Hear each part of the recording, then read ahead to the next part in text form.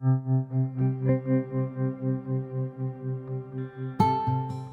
name is Tayana Nascimento da Silva. I am a dentist, and I live in Belém, in Pará.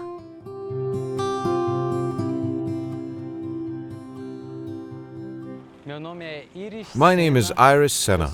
I'm a physician specializing in family medicine, and I live in Belém, Pará.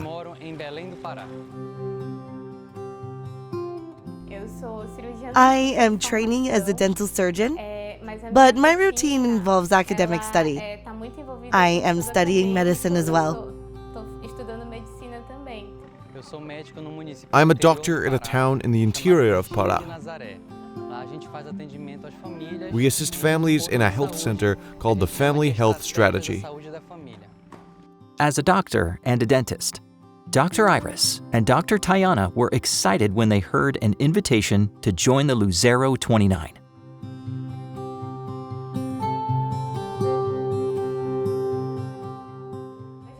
I have seen people sitting in a plastic chair in the middle of the countryside, living in poor conditions, and we did what we could. Sometimes we could only make fluoride applications and essential services. When I arrived on the boat, I almost fell back when I entered and saw the clinic structure. I was so excited. I would make videos and send them to my family. I would say, "Guys, there's a whole office inside the boat." I thought I was going to get here and not find that. A very capable structure for the services. There's a lot of collaboration with donating medicines, with supplies for the work in my area and others. It was very encouraging. Also, the work itself, which is the best of all.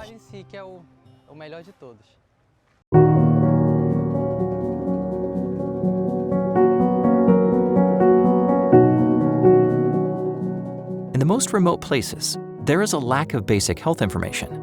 So an essential part of the doctor's job is to educate people with good health practices. The most common thing that comes in is decayed teeth. We do a lot of restorations, and unfortunately, we do a lot of extractions. If I find someone without cavities, I think they are infrequent, just a few cases. I think I can count them on one hand. The most common in children, young people, is germs. We talk about the purification of water, about the correct way to wash your fruits, vegetables, legumes, and everything else to avoid contamination. There's no point in giving medicine today. Next week, they eat poorly again, use untreated water, and unfortunately, they can get the disease again. Sometimes one toothbrush is used for the whole family, or more than one person in the house. That's common. Then, no, look, here's a toothbrush for you. One for your father, one for your mother.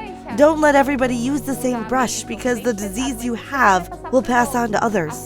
The lack of information is so significant that this information, super simple for us, that we were born knowing, practically for them, it's new. Iris and Tayana's stories began in different places. They first met on this Lucero 29 adventure. Their story is about how they cared for people, but it is also a story of love. I came as a dentist, and he came as a doctor. We met for the first time in the van going to the boat.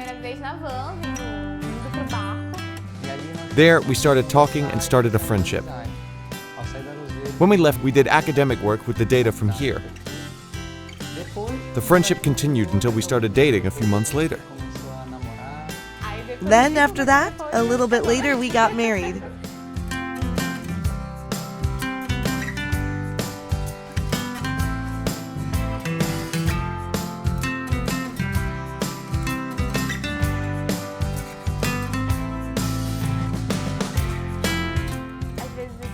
Sometimes I feel like I'm inside a dream.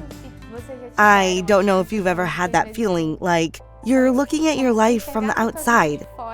You look and you say, wow, it even looks like a dream. Is it really true? When I look at the opportunity to be working here, I feel like an active part, like being an extension of God's arms. I can tell you that it is a very great feeling of gratitude. From Dr. Iris and Dr. Tayana's perspective, it's heartwarming to do good.